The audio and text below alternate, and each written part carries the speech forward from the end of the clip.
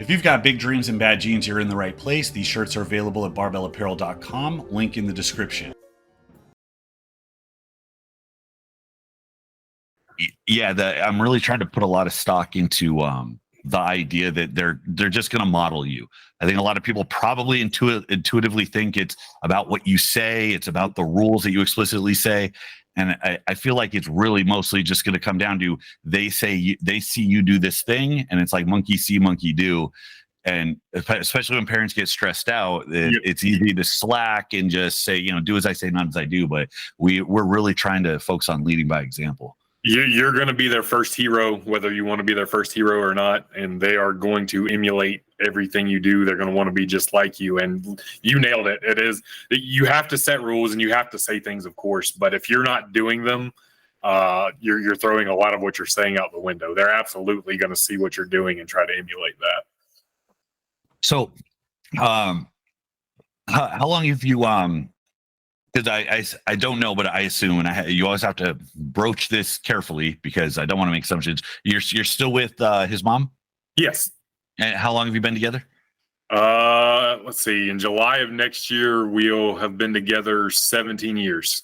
17. So you're going back. So that's what you were 21 or 21 about? Right. 20, 21. Yeah. 07. So I would have been 21 when we got together. Wow. Do you guys have plans for any of the kids? No.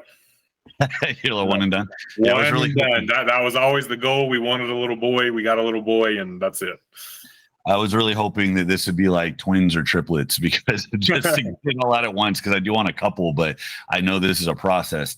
I don't know. Pregnancy is going a little better than I thought it would with her, and I think she likes it more than she thought she would. So I'm hoping I can convince her for one more. But we started late, man. My wife's a couple years older than me, so there's a lot of concerns that come with that.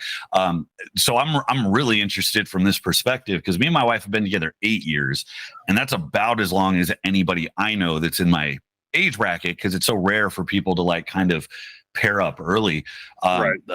Give us some insight to like your early relationship with your wife and kind of what made it sustain so long, given that you did get together so young. Well, early on, we were both young and basically like rabbits, and the sex was great. That was our first year. I mean, granted, we developed feelings and stuff, but that initial lust turned into love, I guess, for lack of better phrasing. We've split up a couple times over the years. I'm not gonna lie; it's not always been easy. Neither one of us are the same person we were 17 years ago, especially 17 years ago and being in our early 20s versus now we're both approaching 40. She's a couple years younger than me. But the biggest thing is to make it work long term, like communication has to be there. I think that's first and foremost. You have to have some level of understanding of your partner, even as you change and evolve into. You're still you at base, but you're going to evolve into a different version of yourself. You need to communicate through the years as you're going on. There's been some times our communication has lacked, and like I said, we've split up a couple of times and got back together. We have a very deep bond. She's unlocked me emotionally, like I didn't know I had those emotions. I grew up still, I'm that oldest millennial, kind of borderlining on Gen X. I was born in 85. So my parents and older family, very much boomer traits and mentality. Men didn't show emotions, men don't cry, that sort of thing. And my wife kind of showed me another way. And that's not to say you need to be sensitive at every little thing, of course. But you can be masculine and have feelings and have emotions. And, that's helped me in bonding with her, like really opening up, because one of the times we split up was not too long after powerlifting, and I kind of put it first, and I was being very selfish and emotionless and thoughtless. I was there, of course, but I wasn't.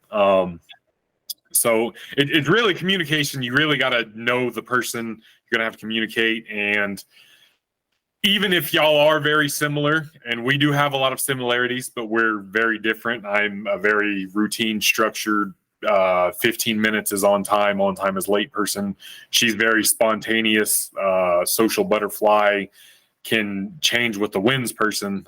So you've got to understand each other. You've got to make some compromises along the way. And you have to open yourself to see from your partner's point of view.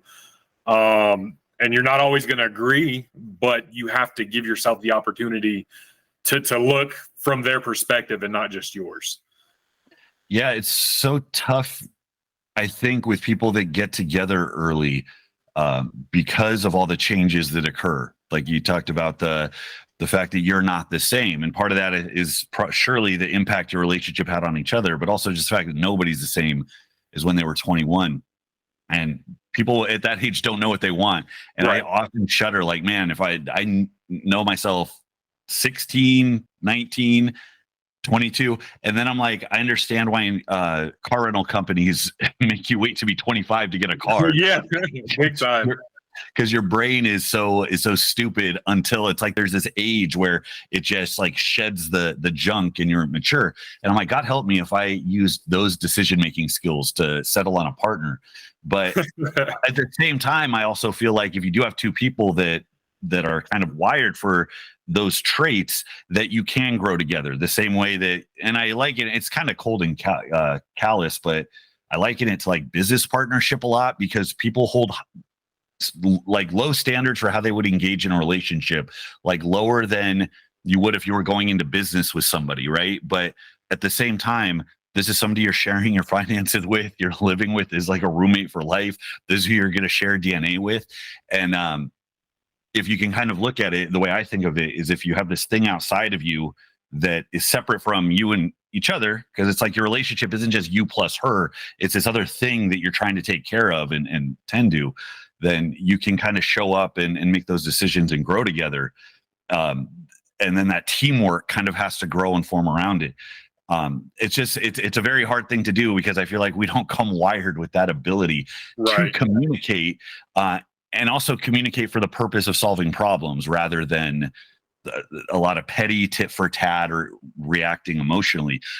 Talk to me a little bit about what you touched on earlier about kind of unlocking emotions, because I know men generally are notorious. I think part of it's innate, but also part of it's the culture we get brought up in. We're a little dumb with emotions. What was that journey like for you? I'm still pretty dumb with emotions a lot of the time. Don't get me wrong, but being willing to express them, when it's appropriate. Like I said, you can't just be super emotional and reactive to every little thing, but you can still be masculine and be emotional. And I don't know, it's kind of come along over the years. Like I said, I was very anti-emotional early. I saw my mom, and I'm trying not to talk bad about my parents, of course, because I love my parents, but my mom's on her fourth husband. My dad's on his third wife.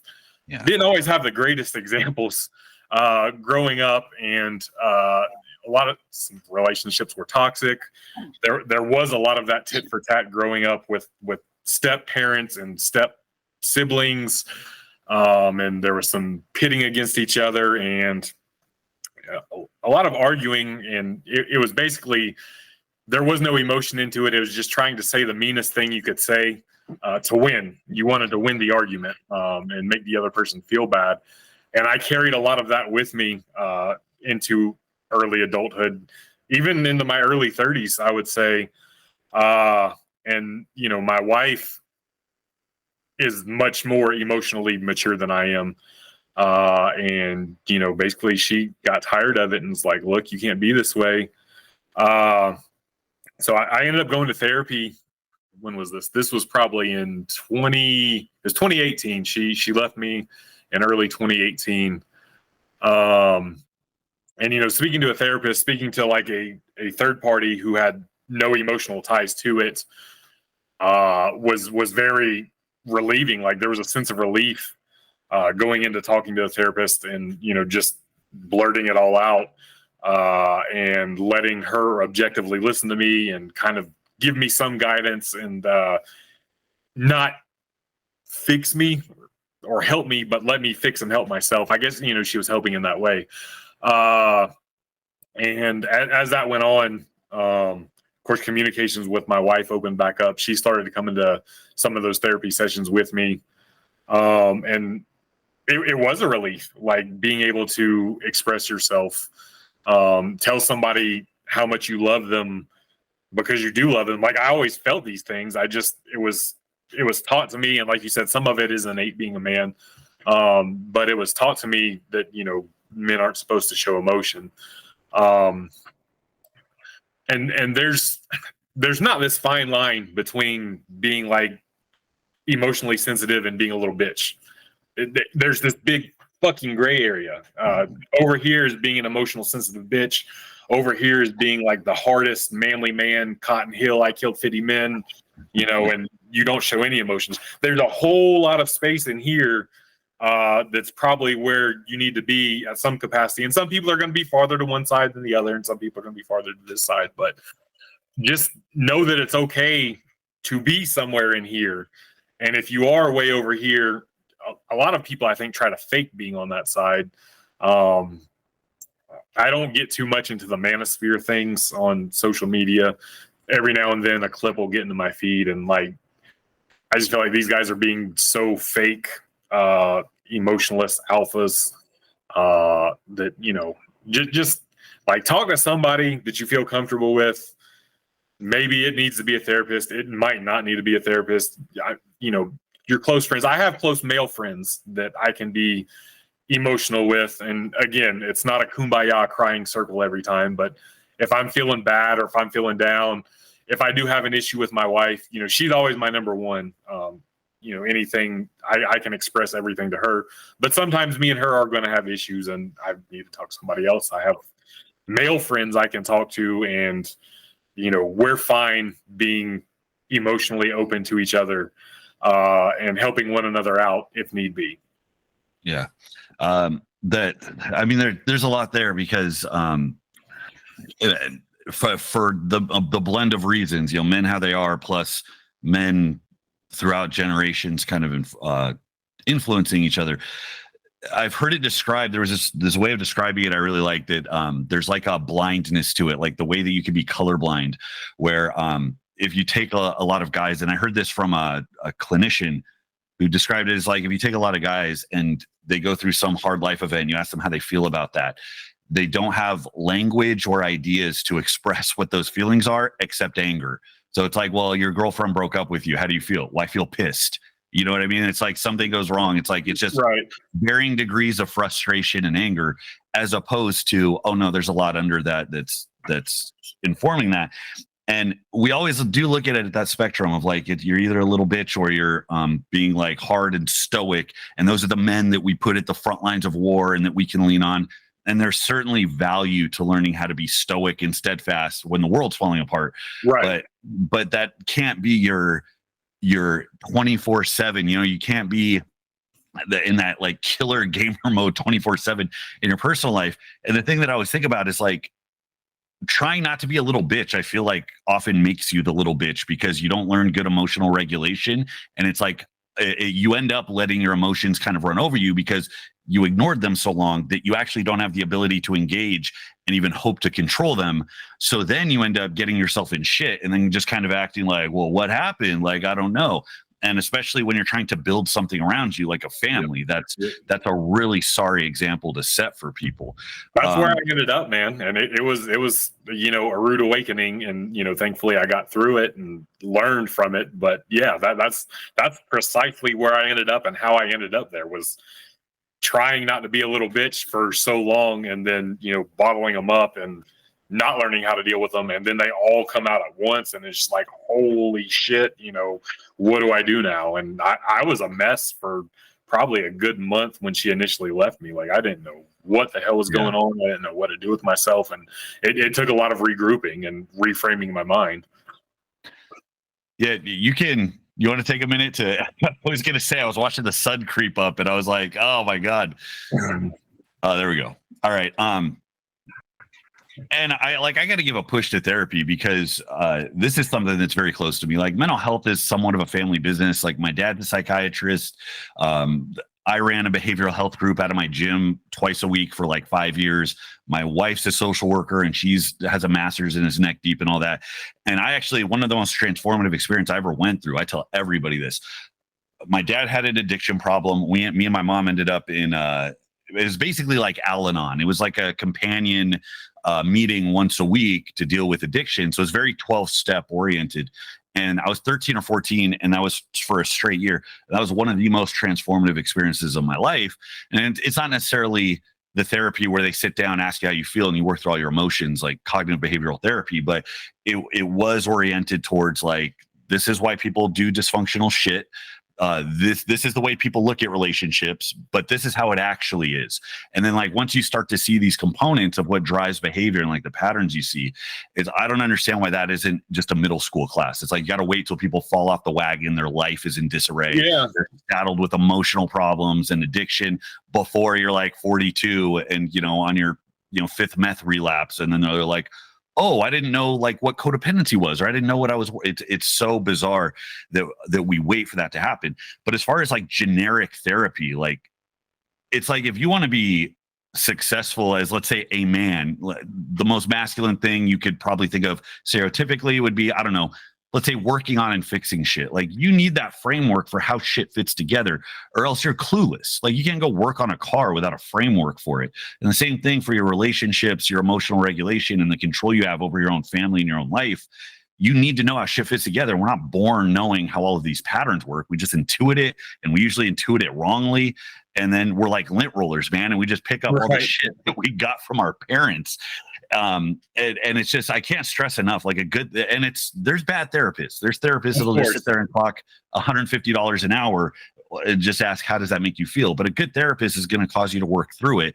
They'll validate the things you feel while also pushing you to explain and justify yourself. And it's one of the best tools you can have for actually having control over your life, which I think can be framed as a pretty fucking masculine thing. I agree 100%. It was very eye-opening for me. And, there is that stigma, men don't go to therapy. And I had felt that before, of course. But like after just the first session, it was obviously you're not going to change overnight. But it really piqued my curiosity and had my eyes opening. Like I said, that sense of relief I felt just getting some of that stuff out and, having somebody kind of guide my emotions and how to deal with them. It's a very underrated tool. Just for life in general, but, even relating it to the lifting community, like having that part of your mental and emotional life in order and squared away is one less stressor on your body. Cause your body stress is stress, and you can be dieting well and training well, but if your mental and emotional is all sorts of whacked out, you're not going to get the results you're striving for. So, because we're going to get into the father stuff and we'll get to the lifting stuff. We did this in reverse, but we were on a roll, and absolutely. It doesn't matter because it's all vital, but I want to do things in the logical flow, because I want to relate this to your kid and your role as a father. And we've talked a lot about this, and I appreciate, you've reached out, left comments, which I really appreciate, because I've looked forward to being a dad for so long. My wife's due in about 3 months. And it's like overwhelming because it's something we've chased for so long. So it's like, one, it's a thing that I worked for. I didn't just get saddled with it. And then two, it's kind of looking for that support that you kind of expect. And you kind of realize how that type of family dynamic seems to have like taken a back seat in like popular culture. So I feel like it's kind of absent for people to look at that. And it's not necessarily role models, but just kind of reinforcing like that is a primary feature of being a man in society, is the archetype of being a father. So I want to get into that topic, but specifically with your son, like given everything you've learned through therapy, through relationships and your relationship with his mother, like what advice do you have for him, or what would you tell him when it comes to finding a partner, kind of vetting a partner, figuring out how compatibility, and then just kind of the basic skills that would kind of start a relationship off on the right foot? I've really not put thought into that yet. He's 9, so that's not really been a thing yet. But I guess, we're very, and thankfully his mother, like I said, way more emotionally mature than I am. But we've talked to him about like not being reactionary, and it's okay to have emotions and express emotions, but you can't react purely off of them, and you have to process them. And a lot of times you need to just take a step back and breathe on it before you react or before you say something. But in terms of like, gosh, him getting into a relationship, I don't know. I would tell him first and foremost, he's got to be himself. You can't pretend to be somebody else just because you think it's going to impress somebody or it's going to make them favor you more. Because ultimately that's just going to lead down a road that's going to end because you're not going to be able to fake it forever. So, you got to be yourself, got to be confident. In terms of vetting a partner, I don't know, before my current wife, my only wife I've ever had, I don't know why I said current wife. I was very much business minded in that sense too. That it had to be all tidy and they had to be the perfect partner for you and this and that. Everything had to line up. I think there can be some leeway. My wife admittedly is not the greatest with finances. I am very good with finances. We keep them separate. That's something we've agreed upon very early on. We decided, hey, we will always keep finances separate, and it's not an issue. She pays some of the bills, and that's all I ask for, and the rest of the money that she has left over is hers to use whatever manner she wants to. I make sure there's food in the house. I very much have played the provider role. Sometimes we've been 50-50. Sometimes it's been not 50-50. It's no big deal. We decided a long time ago that that's not a big deal. If these concessions, like if you're going to get seriously into a relationship, now it's not something that's not first date material. Obviously, you don't go on first. Oh, we're always going to keep this separate because you don't even know somebody on the first date. But if you are going to make some of these concessions, it needs to be early on in a serious relationship. Whatever timetable that is going to be different for different people. It might be 3 months in, it might be a year in, it might be 3 years in. Whatever the case may be, you do need to discuss long-term goals. You're going to have to discuss, do you want children or not? I initially didn't want children. I initially didn't want to get married. Here I am married with a kid, and I'm glad for it. I feel better for it. But it's not something I initially wanted. And we had to sit down and have a really hard talk about it before it happened. We did plan on our kid. That's rare for us millennials to plan our pregnancies. But yeah, it's one of those things, I guess, early on you can kind of let the lust be there and have some fun. But if you are going to get serious, you're going to have to sit down and talk about long-term goals and things of that matter before it gets too far. Yeah, the perfect partner thing. I mean, I define the perfect partner as somebody that you can just work with, because I have a big gripe with the way society runs or how those ideals are spread to us, because as marriage kind of crumbles institutionally, then we're left to our other exposures for a model of what it is, which is usually shitty, like pop culture, rom-coms, I don't know, whatever. And it leads to such a warped idea of what love is. I mean, we have grown-ass women that still think love at first sight is a real thing, which is insane. Like, in my experience, it takes a couple of years just to actually know your partner. I mean, I was married once before. I say everybody gets one. That was like the practice one. But I remember a couple of years in, it's like, oh, I didn't really know this person until right now. I had a rough idea, and we were friends for a while before. So anyways, it's like you need to know somebody foundationally from the perspective of, can we live together and grow? Because we're both going to grow together. And it feels like you just have to know what the big rocks are. Right. I think people lead themselves to believe it has to be some perfect foil of your personality. I think there's people that are very much alike that can work well together. I think there's people that are very different that can work well together. But I think people get caught up in the lust and mistake that for that's compatibility, and that's not. That's raw chemistry. It's like, again, would you do a $50,000 deal with a business partner, based on your first meeting? Like, of course you would. You would put so much more thought into it. But I think it is a lot more simple than people think. If you communicate and you have basically the same values, and if you can sit down and talk about this is where we want to go. Oh, yeah, I love that.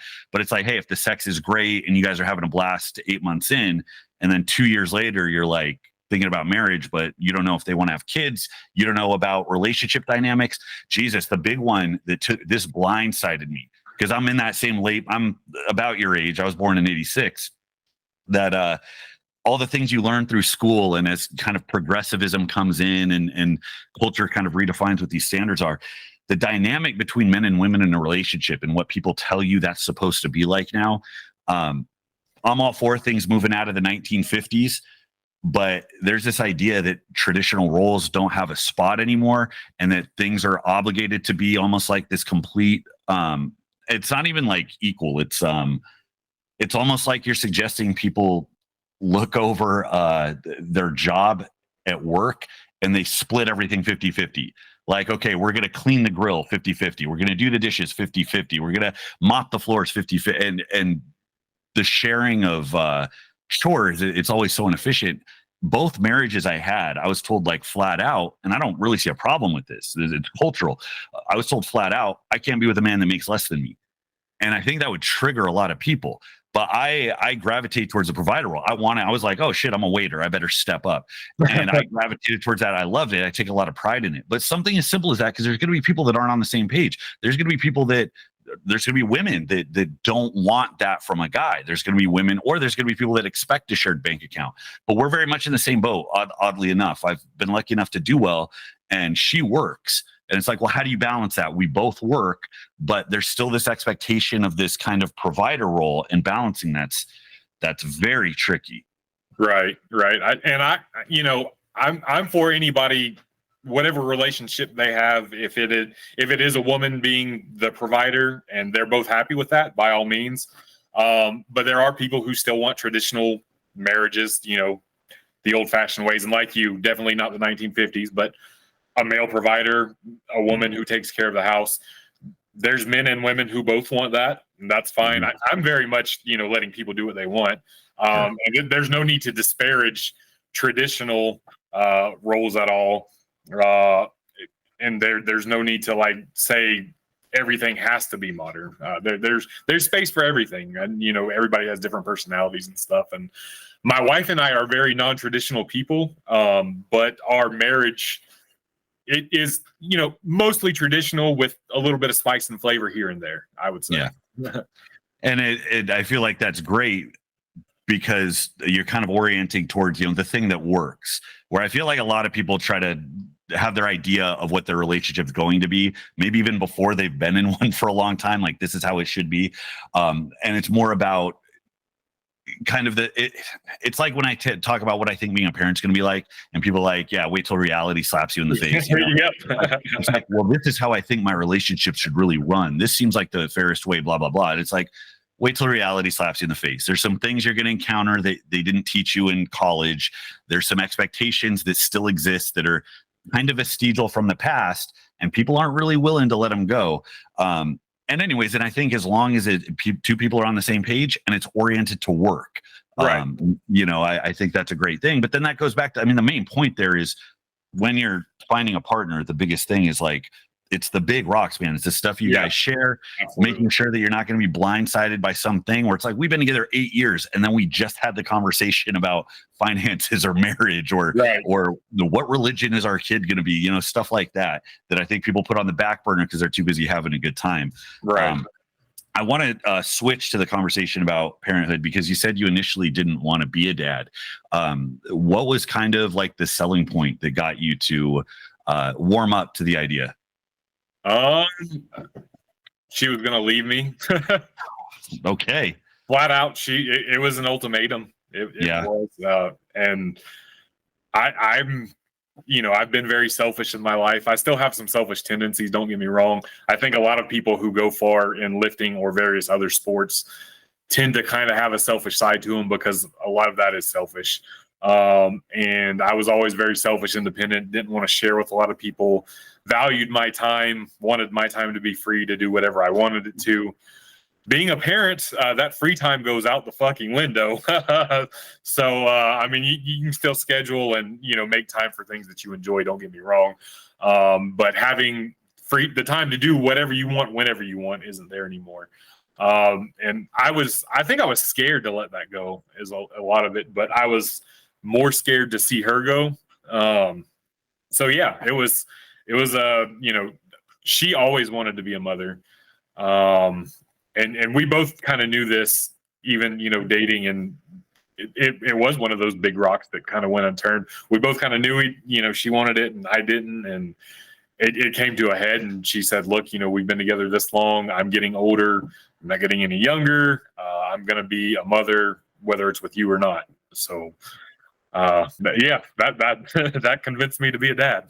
Before that, did you ever feel conflict? Did you spend a lot of time thinking about kind of the last half of your life? Did you ever feel conflicted about that, or were you pretty comfortable with the idea of just kind of being your own man the entire time? I was pretty comfortable with it, to be honest. I mean, I know I always wanted to have like a lifelong partner, but the kids thing never really was something I desired. And like I said, I enjoyed free time. I enjoyed being able to do what I wanted when I wanted. I enjoyed having more financial freedom. Sure. These things all appealed to me. And like I said, now, I probably would have had a kid a little bit sooner, looking back on it now, knowing, the joy that it's brought me, and how much I enjoy being a father, and, just the absolute life-changing thing that it's been. But had it never happened, I certainly would have been okay just, going on without a son as well. So to talk about that, because you have this journey, and I've experienced the same thing of, I think this is what our relationship's going to be. I didn't want to get married again because it was a joke marriage. We're married for like a year. I was in my early 20s. But I come off the heels of that, and then I'm in a relationship, and I'm like, I'm not getting married again. And my wife is like, yeah, that's what you think. And eventually, now we know how this story panned out, because, you put your foot in the sand, like, no. But then oftentimes a partner has your best interest in mind, whether you know it or not. Right. And they're going to drag you along. It's not always manipulative. But then there's a point where I was like, not only like, am I happy I did this? I can kind of look back and be like, I was wrong. Right. And it sounds like you kind of started at that point where you had this idea for your life. You were kind of forced to accommodate it, but it sounds like you had a change of heart. So what was that experience like? Like, what were the moments where you kind of looked at it and you're like, oh, like, this is what I would have missed out on? Like her whole pregnancy, it was an amazing experience. Like seeing her pregnant, off cuff, she kind of gave me a new kink. Like I see pregnant chicks now, I'm like, damn. The pregnant sex was amazing. It is what it is. But even that, going through the experiences, seeing the ultrasound, seeing him for the first time, the whole birth process. I was in the room the whole time. I was holding up one of her legs as it happened. I'll never forget, looking and seeing his head starting to come out, just etched into my brain, and it's a good thing. Like from day one, there was an immediate change. Like I knew now I'm a dad. I've got a new sense of purpose. Not that I was necessarily purposeless, but that sense of purpose was immediately magnified and multiplied. And then that's not to say I didn't have any fallbacks after he was born, but I don't know. It's hard to describe, and you'll know it when it happens. It just, there's this just change in you, and it's almost immediate, especially after the birth. Even there were changes while she was still pregnant, but I don't think that really dawns on us as men until the kid actually gets here. The woman, she bonds with the kid while it's inside her. I don't know how it works, scientifically, of course, but there's some kind of bonding that happens with the mother and kid while the kid's developing. But for us, when it gets there, it's like, holy shit, I'm a dad. And yeah, it's just that higher sense of purpose that I don't think any, and it's not to say every man needs to be a father, but you're not going to have that extra sense otherwise, in my opinion. Yeah, I agree with that wholeheartedly. And I feel like even when I was lost before, I had an understanding or a belief that whatever I would find in my life, you know, looking back 19, 22, late 20s, where I was kind of trying to figure it out, it just seemed like I wanted to gravitate towards something that had purpose associated with it. But then it's like, okay, what is purpose? And it seems like people are going to push back on this because people that kind of live for their own fulfillment, not saying that's a bad thing, but generally I think don't like to be told that if you're not just being a martyr for somebody else, your life is meaningless, which isn't the case. But I want to say that the highest forms of purpose you can find are probably going to involve other people. Right. That's just like a societal imperative. It's why we are allowed to exist in the first place, because we have something that looks like a community. But also, the group is made better by individuals who are also strong and focus on themselves. And it just seems like parenthood is like the perfect intersection of you're living and dying for this other thing, but the other thing's also you and your genetics and your thoughts, and you're taking all this shit about yourself and grafting it. So it's almost a little narcissistic in that end, but it's also this selfless thing because your needs become second. And then if you do your job right, it's like a net benefit to everybody else around you. And I've always come into this thing kind of anticipating the purpose, but even I was like blindsided by the way that your body and brain kind of rearranges itself to fit that role. Like I was very, and the baby's not even here yet. And so we're a couple months out. On the on the pregnant sex thing. My only image of that I had from like Knocked Up. And I remember looking at that thinking like, that looks terrible. And I really thought it was going to be a problem. I thought I was going to be worried about just the weirdness of it. You know what I mean? It's like, my son's in there. I don't know about this. I mean, I just like what parents feel like when, you know, their kids asleep in the crib next to the bed and they try to sneak one in. And they're like, is this okay? But I got to be honest. I can't believe how good Laura looks pregnant. Like, yeah, her entire body filled out in like really good ways, and she's like glowing now. Like her skin and her hair is better. And then the hormones, it's like she's gonna be pissed I'm selling out all this information, but it's like the hormones like ramp up, and it's a different experience. It's definitely been a net positive. Dude. Yeah, absolutely. I enjoy it, man. Enjoy it while it's here, because especially, you know, we were one and done, and I'm never getting that again. But man, the memories will stick with me forever. It was amazing. Yeah, we're asking like, shit, is there like a hormone we can identify that they sell? Like all the hormones they sell in bottles, like whatever that pregnant sex hormone is, can somebody like manufacture that? But and also it's like the intimacy on top of it is like this extra thing. It's like, it's hard to describe. It's been quite an experience, and I feel like grateful to go through it because I know a lot of people don't. A lot of people don't. And it's very big. So let's put a bow on this part of the discussion, just to kind of summarize your experience and where you're at right now.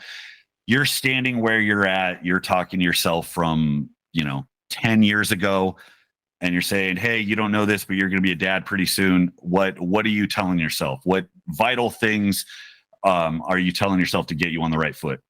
You think you're financially ready, but you're not. So probably save a little bit more and hustle a little bit harder.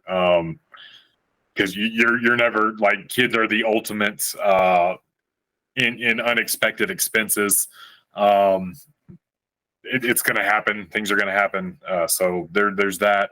And I don't know that I'd give away too much because it's really like you're going to learn as you go, and you can tell somebody things about being a dad. You can give advice, and it's not to say that the advice is going to be meaningless, but it really doesn't set in until the person goes through it themselves. So I don't know. I mean, I guess, like I said, the financial part, just be prepared for the unexpected. And just know that, your life is going to change for the better. I know you're probably scared. You're probably nervous, excited, all these things going through you at once, but it's going to be okay. You're going to make it, and you're going to experience a joy that you didn't know existed. That's great. Actually, I did, before we move on, I did want to touch on, so much of what we talk, if we pull the lens back out, and again, we talked about the manosphere thing for a second, but like male role models and stuff, so much of it seems to go back to school, because like, yeah, we have our parents' influence, like you talked about your kind of boomery parents and those expectations and so on. But there seems to be a lot of issues that start in school that people aren't really aware of, that specifically affect boys. Like, how has your son's experience been in school? Have you ran into any issues like with attention, getting into trouble, or things where it seems like school just doesn't seem to suit your kid in a particular way that causes friction? Well, we pay money for a private school, so I think a lot of that's mitigated. There's only 9 kids in his class. Oh, wow. Yeah. And that's something we wanted to front load his education.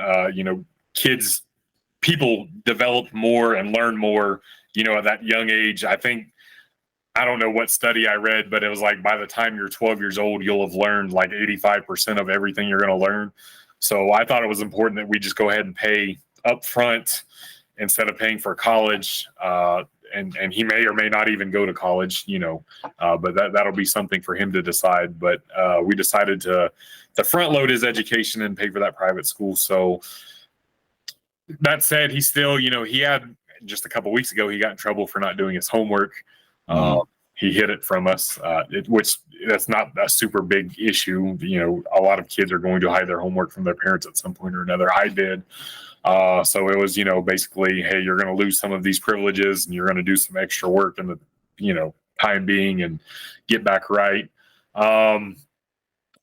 But I think in general, you've got to communicate with your kids, just like with your partner. I think a lot of the issues, maybe some of it does stem from school, but it gets compounded because parents aren't asking their kids what's happening at school or, talking to them about it. They're letting them be babysat by tablets and technology. We limit Dante's screen time a lot, where we're not anti-technology. You're never going to get it on your tablet or phone or anything, because kids need to know technology. Almost all jobs nowadays are going to require some of that. They're required to use it at school. So, but you can go out to Kroger or whatever your local grocery store is, Walmart, go anywhere, and you'll see a lot of kids walking through the store like this. And you'll see those same kids' parents driving down the road like this. And it drives me crazy. I'm in the transportation industry, so I take special exception to that. But I think there are issues that do stem from school. I think some of it might be overblown, which the internet does with everything. But at the end of the day, you're their parent. You have to be the responsible one. And if there is an issue stemming at school, you need to do your best to figure out, what the root cause is by communicating with your child and then going and addressing it. Obviously, like I said, we have a private school. It's very easy for us to get in contact with teachers and principals. And we have been up to the school to talk about, and mostly what we've talked about with Dante hasn't been anything behavioral. He's exceptional at reading. He's reading at an 11th grade level, but his math, he lags in math. So we had a parent teacher conference actually the day before yesterday, talk about his math and went over some things, and the teachers gave us some potential solutions and help and everything. But it's communication. A lot of things can be solved in relationships with your significant other, with your kid, with your friends, with your training partners, whatever the case may be, coworkers. Communication. Yeah, I agree with that a lot. And that seems to be kind of a hidden primary variable about a lot of the issues I was alluding to.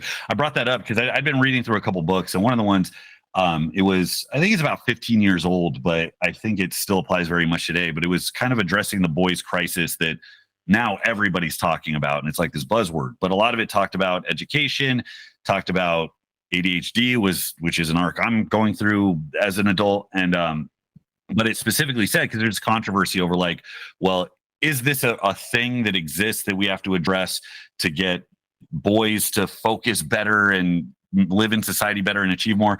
Or is it just that school is a really shitty thing for young developing boys because we are not wired to sit down at 5 years old in a classroom and listen and pay attention and focus the way they want us to. So there's this kind of friction there. Right. But there were like some statistics in there I saw that was like kind of alarming. It was, they had compared like their data about how, because they always say girls develop faster than boys, right, more mature. But they were talking about specific areas of the brain. It's really pronounced. It's not like the entire brain. And one of them was like a 5-year-old boy's like, I want to say like language centers are on par with a 3.5-year-old girl. So the analogy is, if you have a 5-year-old going to school, you know, imagine trying to sit down with a 3.5-year-old girl and trying to get her to read and pay attention, whatever. And they were actually making a case for holding your kids back. And they're like, hey, if you have your boy go a year later, then you actually end up getting, and I don't know if this is true, this is what the author was positing, but there's reason to believe you actually get a leg up and that they do better early on, and they associate school with doing well as opposed to being ashamed and feeling stupid, and long-term outcomes are so much better. And I'm thinking about that with regards to like how you start on the right foot, because your entire life starts, like you said, you're front loading education. Your entire life starts off those first few developmental years, especially when you're socializing. You know, you're 5, right, 6, 7. That's when you socialize. You learn where you stand with other people, and that informs where you are. But having a small class size is like such a big win. I went to a private school for a couple of years. It was like 2 years when I was in like, I want to say 5th or 6th grade. Wildly different experience, man, than sitting in a class with like 40 other kids. It's like chaos. right. And it just defaults to what kids are predisposed to pay attention and learn what they're supposed to learn, and what kids have parents that are going to force it on them anyways. And then everybody else is like, good fucking luck. Yeah. So I imagine the private, and that's something I didn't think about that. That's something I got to think about, is prioritizing private school, even if it's a big financial hit, because I got to believe that is a massive difference. Yeah. You know, I don't make a ton of money at work. I've done well investing some of my money. I've lived pretty frugally for the last decade or so. So we make it work. We're definitely like, when I pull up in the school line, in my beat up Honda, and there's a Maserati SUV in front of me and a Tesla behind me, we stick out a little bit, but it's definitely been worth it thus far. No, that's great. I think that's really good advice, is prioritizing those things early on, because even if it hurts the wallet early, it's like the dividends it pays by, you know, I don't know. I feel like you could draw an analogy, like pay for private school now or pay to bail your kids out of jail as an adult. Like you or society's going to pay for it somewhere. Anyways, no, that was really great. Thank you for your insight on that, because I need all the help I can get. Guys, if I can help fund this channel and help you solve a problem, I call that a win-win. So please allow me one moment to preach the good word of Boostcamp. I tend to get a little complex when I'm writing workout plans. Tracking progress for these programs is hugely important, but options were never great. I would write these long, complex progressions by hand into a notebook, or I would carry a binder filled with spreadsheets I printed off of LiftVault.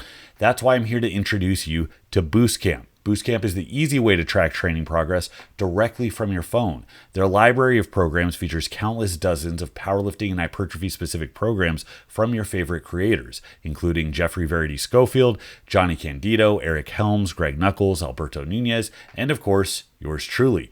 Boostcamp also has exclusive programs that you just won't find anywhere else. Select the one best suited to your needs and watch the sets, reps, weights, and exercises populate automatically. Don't guess at that one weight you lifted that one time for how many reps again? Have your log of training with you at all times for easy reference in the convenience of your phone. Not only does Boostcamp have a stellar product, but their support is the only reason this channel exists. So thank you, the viewer, and thank you to Boostcamp. Check it out today. The link is in the description. I want to transition and talk about lifting, because you are a very accomplished powerlifter. You are drug-free, as I understand it, and you set numbers that are strong for anybody in any division, regardless of drug use, and that's saying a lot. And I talked to Sheether yesterday, and he said the exact same thing about trying to shed the identity of a bench specialist, because people hear big bench, and that's what they think. But I saw you had something like a near 800-pound squat at one point. Like you had a very good total.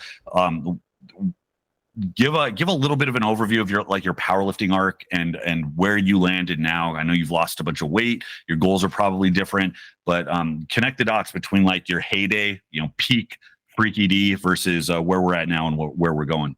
So if we go peak, just my best numbers, 775 squat raw with wraps, 525-pound bench press in competition, 550 in the gym, and then a 700-pound deadlift in competition, and 705 in the gym.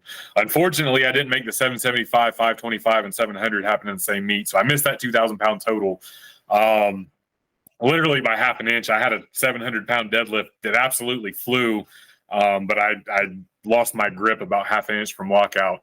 So that was unfortunate. And that was the strongest I was, like with straps on. I was probably good for like 740 to 750 that day.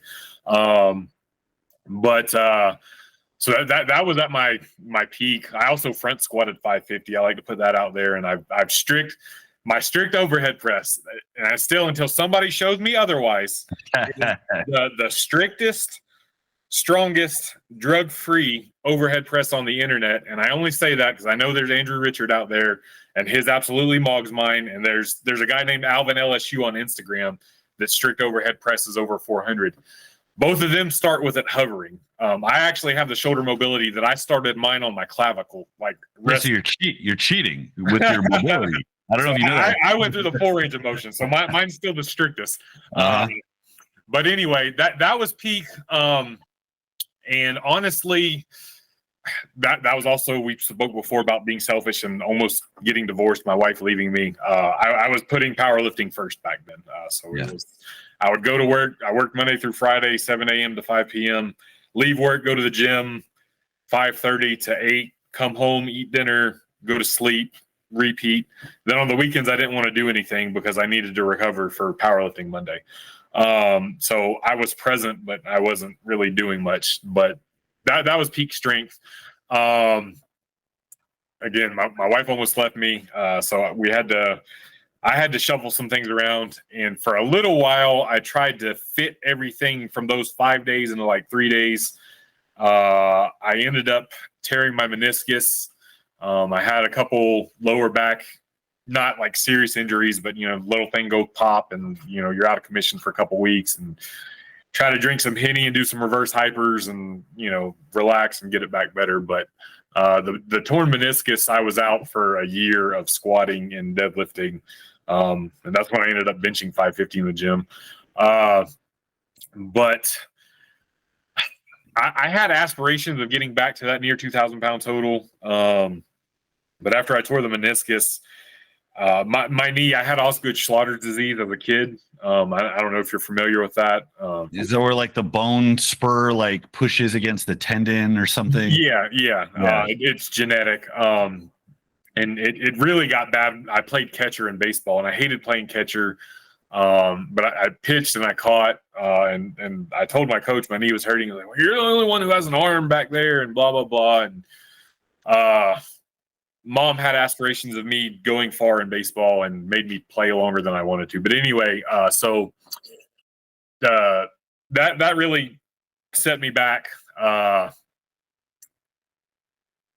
tried coming back, wasn't really happening. Even as recent as what were we in 2023? So in January of 2022, I competed as a 308 in knee sleeves. And now given my knee issues, the Osgood-Schlatter's disease and stuff, like I always got a lot out of wraps coming out of the hole because it was, an artificial knee on my bad knee. So my best sleeve squat in the gym was 650. So, there's 125 pounds right there out of a knee wrap. But I competed in 2022 in January as a 308 in sleeves, and I squatted 639. I benched 519, and I deadlifted 644. So 1,800 in sleeves. That was my initial lifetime goals getting into powerlifting, was 1,800 in sleeves. So I was capable of it well before. I just didn't compete in that division. So I did kind of checked it off the list. I was going to compete again July of last year as a 308 because I wanted to improve on that total. I felt like there was a little bit of room for improvement there. I ended up getting the flu, and it was like from a Wednesday or a Thursday through a Sunday, I think I ate like 2 pieces of toast and whatever soup I could, and I lost 10 pounds.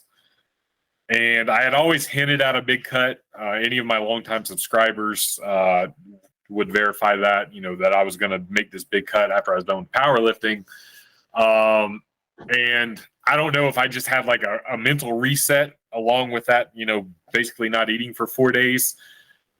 I never intended on starting the cut then, but I was just like, whatever, I lost 10 pounds. Let's keep going. 10 turned into 15, turned into 20, 30, 40, 50. And then I was like, this is it. This is the one. Let's just ride this train. And I think I went from at my peak at 304 down to the lowest scale I saw was on the scale I saw was 214. I ended up doing a bench only meet in April of this year, and I weighed in at 212. I cut some water for that, so it wasn't a real 212. But it was my first time ever doing a water cut. I never had to cut water before. I usually ate the night before meets.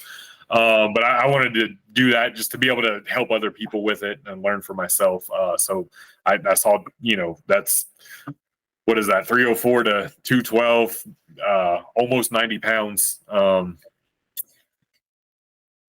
Yeah. 92 pounds. 92, yeah. Math is hard when it's not in 45-pound increments. Anyway, so yeah. And I ended up benching over double body weight. I benched 200 kilos, 440 at that meet. And then my most recent meet, I competed in a full power meet again last month. And I went into this meet. I still prepared for it, of course. I peaked. But I went in with I'm not going to redline everything. I'm going to go in. I'm going to have fun. I was going to push my bench, but squat and deadlift, I was definitely going to leave room in the tank. I didn't want to, injure myself. I ended up squatting 529. I benched 451.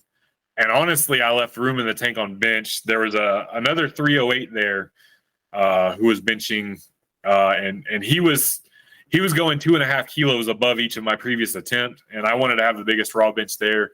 So I knew he was going to call 202.5, so I called 205 for my last one. I was probably good for 210 and maybe good for 212.5. But I just took what I knew was going to beat him by 2.5 kilos just for my own ego. And I ended up deadlifting 265 or 584. And gosh, there was probably like 20 or 25 pounds left in the tank on it. First time I'd went 9 for 9 probably since like my first full power meet. Had a lot of fun. Again, just left room in the tank intentionally because I didn't want to hurt myself or anything. And, just to see if I could still get through a powerlifting peaking protocol, trying to learn some new things. I picked up a new tip for my own personal bench. The pause close grip has helped me get through my sticking point on bench. So improving my previous bench as a 220, I missed 451 on my third attempt in that bench only.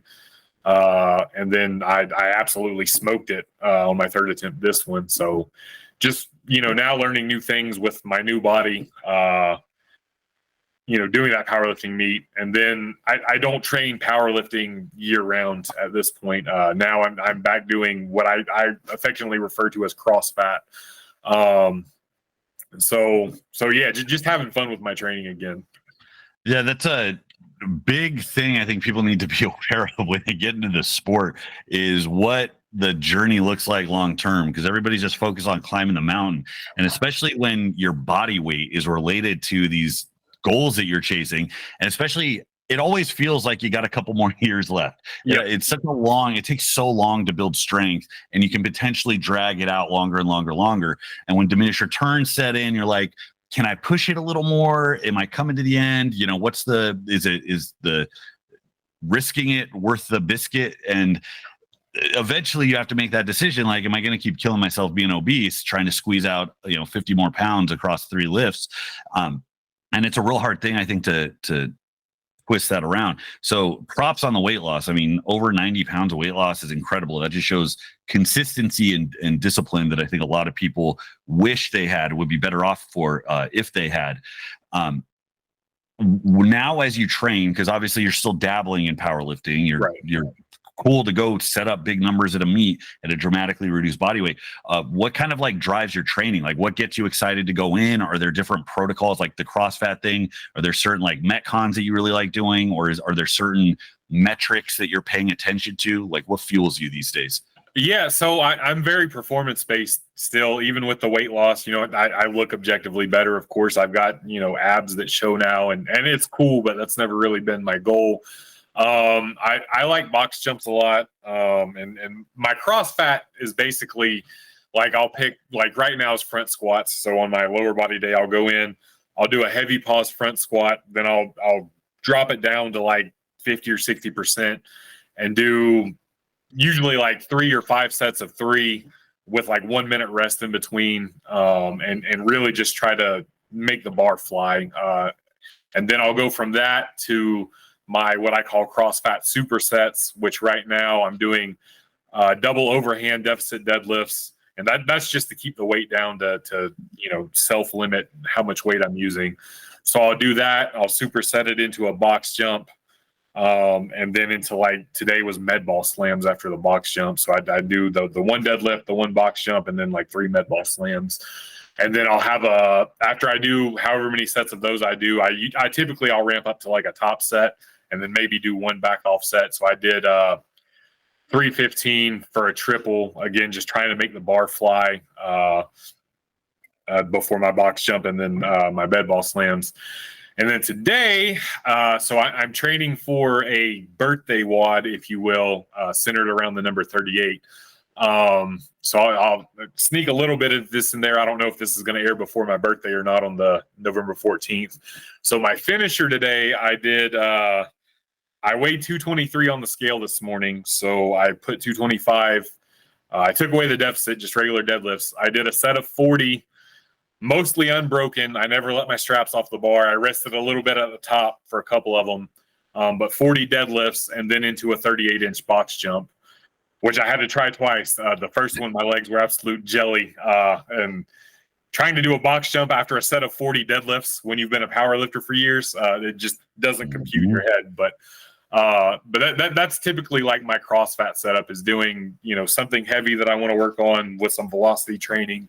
And then some kind of supersetted compound with athletic movements, sure. And then some sort of big finisher after that. And then, of course, I do bodybuilder accessories after that.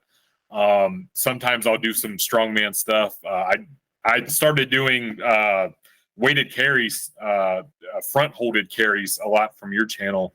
They've helped a ton, not only with conditioning, but with my core stability. And then I'll still do just get on the elliptical machine for like 20 or 30 minutes when I'm done with all of that. That's kind of my Crossfat protocol, if you will. That's cool.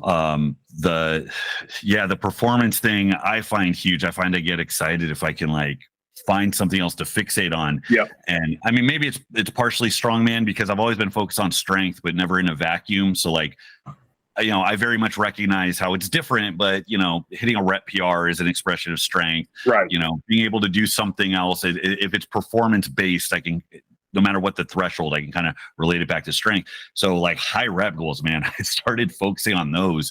And I was doing 100 reppers for a while. And I wish I had the ability to stick through it on a long-term basis, because that's ultimately how you're going to put up the best performance.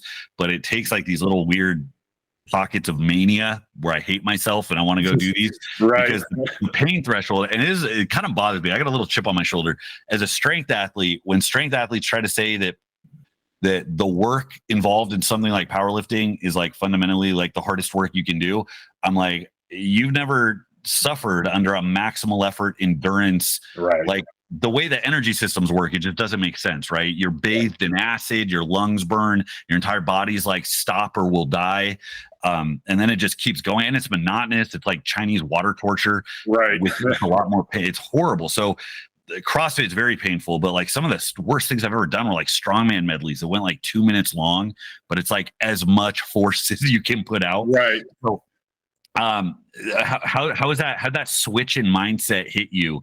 I mean, did you find, given like an athletic background and being able to multitask or do different tasks, that you were a little bit prepared for it, or was it like really hard to switch that gear and go into this different territory? Even at peak powerlifting, cardio is something I always did and always advocated for. It was mostly like list cardio when I was a powerlifter. But always after my meets, probably like the first month or two after a meet, I would sort of do some of this Crossfat stuff when I was fat. And it was always fun to me to break the monotony. And I always valued having some semblance of athleticism and being a quote unquote athlete while powerlifting. Because it is very easy to be a lazy powerlifter and still be good at powerlifting. But you can be better if you are better conditioned, of course. So like I did when I was my best box jump still, and I haven't matched it yet. And it's not a standing still box jump, but taking a step and running up to it. Yeah, you can answer your phone, bud. Taking a step and running up to it. I did a 48-inch box jump at 288 pounds. And I've yet to match that. And a lot of it's with my knee, of course, after tearing that meniscus. I'd like to match that again. And I'd like to hit a 50, to be honest. But I always try to incorporate that in my off seasons, and then, keep my list cardio through my in season. And I honestly wouldn't drop most of my list cardio until probably the last 2 or 3 weeks of a peak. The maintenance for like those capabilities is so easy. And I think a lot of people don't know that. It's like when people complain about leg day being the worst day. And it's like, well, that's because you only do it once every 4 weeks. Like you put it off, put it off. So every time you do it, it's the worst thing in your life. Endurance work or just basic capacity work sucks when you're out of shape. And then every time it gets exponentially easier, to the point where you can just keep your toe in the water by doing like the bare minimum and you stay in shape. But most people don't realize that having that basic foundation makes everything better. Makes your time, makes your love making better, makes your vacations better. Like you can go longer, you can do more. And I never understood. I mean, I get it, people taking extremes for the sake of it, but I never understood the appeal of strength if it involved being a worthless fat piece of shit. That's a little harsh to a lot of people, but I've been through those phases where I got bloated. The heaviest I got was like 280. Not a good look. Didn't feel great. Hit some of my biggest numbers. Hit my biggest log, close to my biggest deadlift, but felt like shit and couldn't do very much. And then it's like the times where I was actually active, it's like I could train harder, I could do better, I felt better. But I fell victim, and I know a lot of people do, with that idea that cardio kills gains. One of the first things I heard of when I started transitioning from not knowing what I was doing, just reading like bodybuilding magazines, to strength training and getting into that, was specificity. And it's like, oh, well, you got to focus on strength, and that's different than this. And if you do this, you'll be worse. And you got to be 100% fresh on every workout you ever do. God forbid you be fatigued or tired or not be able to express maximal strength. And that mentality set me back for probably, I'd say like 10 or 12 years, where I think I was worse than I could have been because I refused to do anything that might impact, my next maximal effort training session. And it's like, you got to be able to go through the fire a little bit. You got to be able to work out when you're tired, when you're burnt, when you're fatigued. And that involves doing some shit you don't like, but it's so much better long-term. Right. Yeah. Like are you familiar with JP Carroll? Yeah. Yeah, so I got the cardio conditioning from him. He's somebody I looked up to early on in powerlifting. We're built very similar. He's just a bigger version of me. But he mentioned cardio and conditioning, and I went my first full power meet in 2015. I weighed in at 288, a very soft 288. I totaled 1775. I still did, pretty good. Benched over 500. And then my next full power meet was in 2017. And this is after I'd implemented cardio, and I had done I did a pretty big cut between 2015, 2017, and then bulked back up. And I went from 288 to 304, but I was leaner. I could get more holes in my belt. And, I went from 1775 total to a 1950 total. And I didn't change training much at all other than adding cardio. Yeah, it can be that one thing that's like game changing. when I think about the demands of strength training, especially when I'm in my peak, when I'm in the heaviest phase, your ability to last and to recover quickly and to compact a lot of work into one workout, it like lives and dies with your conditioning. And I know guys, and they're usually the guys that are hugely overweight, they're in a constant caloric surplus, probably a lot of gear in the mix, who just live and die off of the most amount of like heavy work they can do before they gas out, and then just going home and stuffing their face, and hypercaloric, maximizing recovery, and then every day is as hard as you can go, assuming something doesn't pop off the bone, you don't get injured. But it's such an unsustainable approach. And I like what you said about like, okay, going double overhand with the deads as a self-limiting variation. I get so much out of phases of training that are deliberately self-limiting. And a lot of it's the age. We've been doing this for a long time. I mean, I started competing in 2006 and I started training a long time before that. It's like I have no desire to beat myself up with singles, doubles, and triples year round. So learning how to go back and do long phase of training where it's isolation and accessory, it's barbell stuff, but maybe in a different threshold, and just something as small as tweaking it. So yeah, okay, it works a weak point, or it's developmentally a little different. But more importantly, it's not hitting the same structures the same way, compounding the stress and wear, and weight's lower. So the overall like beat down, and it doesn't burn you out. Like it doesn't it doesn't fry you from just going in and anticipating the same beat down. The thing I did the other week, because I've been experimenting with those a little bit, to fix my sorry mobility, I can't get the bar to my collarbone to save my life. I think I need about 500 pounds to be able to force my hand down to my collarbone. So I'll always be doing cheater overhead. But like for my hamstrings, I mean, if I'm in public, like me and my wife went to Orlando for our anniversary and we're walking around, Harry Potter land or whatever. If I have to stop and tie my shoes, it's embarrassing. And it's like, I'm not even that big. There's people in Walmart in the rascal riding around that can tie their shoes easier than I can. So I'm trying to like work on my hamstring flexibility and get my posterior strong, because this is never strong enough. Dude, I started doing I think I got it from Paris Butler, the reach deadlifts. Yeah. And my entire life, it's been keep the bar back, keep the bar back, keep the bar back. And I got a long torso, so the bar drifts. So it's like RDLs, keep the bar back, stiff leg, keep the bar back, elevated pulls, keep the bar back. And I did that for the first time. I think I did 275 for a couple sets of 10. And at the moment, I'm like, I should throw a plate on. And then I'm like feeling my back, and I'm like, I've never done this before. Let's keep it as is. RPE was very low. That was like 9 days ago. And I think I'm still a little sore still. Like, it was one of the most, like, you can get so much out of putting your ego aside, going and doing this other stuff. And I think for longevity too, there's just a huge use case for it.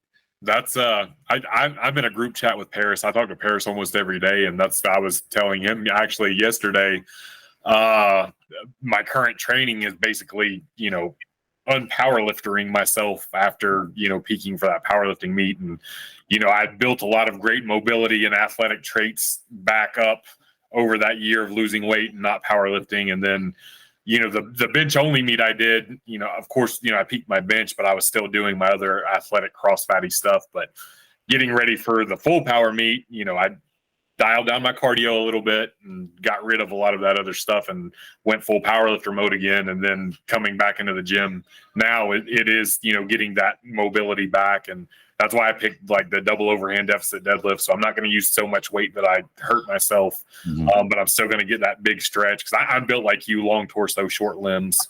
And you don't need a lot of weight, especially when you're first getting started. Refinding that mobility or finding it for the first time. So I want to transition from this into the nuts and bolts to get some type of like actionable stuff for some of the viewers.